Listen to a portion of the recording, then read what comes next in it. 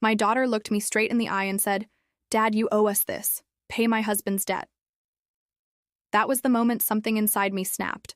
She thought I'd roll over, hand her everything I worked for. But instead, I vanished without a word.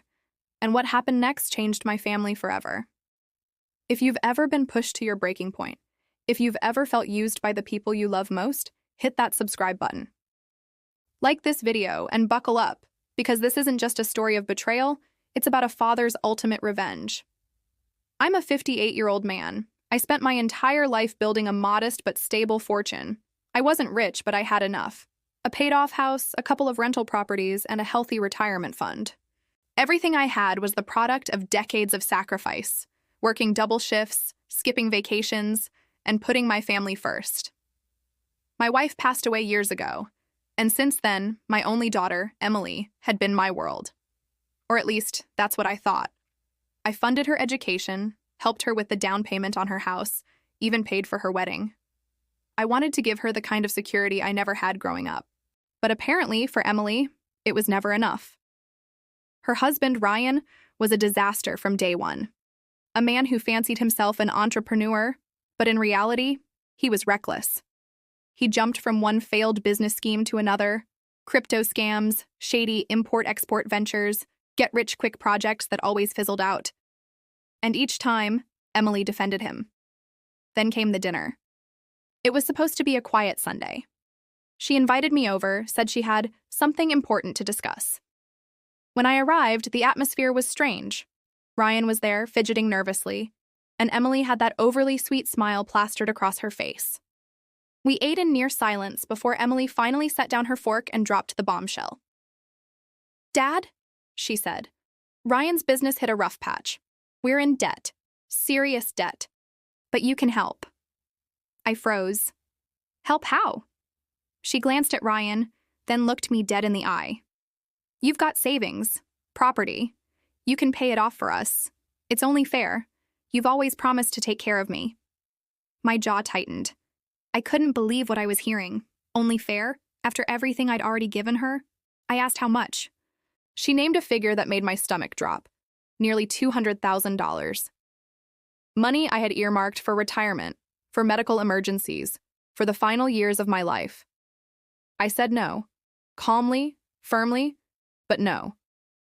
That's when Emily changed. The sweet smile vanished. Her voice sharpened like a knife. "You're selfish," she spat. "You'd rather sit on your money than help your own daughter. You owe me this, Dad. You owe us this."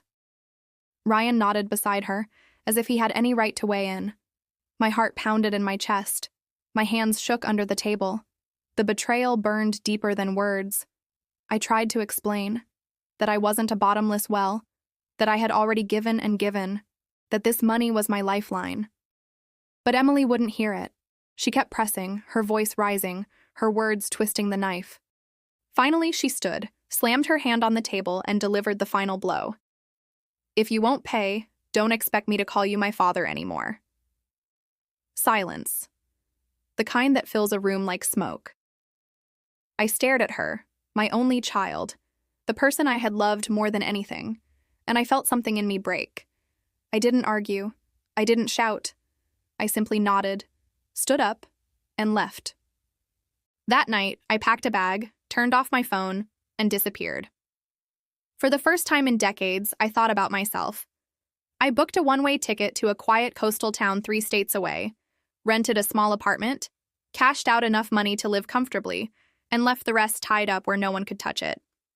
I didn't call Emily, didn't write, didn't explain. I became a ghost. At first, it was liberating. I woke to the sound of waves instead of angry voices. I read books, took long walks, rediscovered who I was outside of being a father. But deep down, I knew Emily would eventually come looking. Not out of love, but out of desperation. And I was right. 3 months later, my phone, which I kept off, lit up with dozens of messages when I powered it on at a cafe Wi-Fi. Emily had tried everything: guilt trips, furious rants, even pleas. She and Ryan were drowning, creditors were circling, their house was at risk. And the cherry on top? She wrote, You abandoned me, just like Mom did, but you'll regret this when I cut you out of my life completely. That message didn't break me. It fueled me. Because I realized Emily hadn't lost me. She had lost her ATM. Here's where things turned.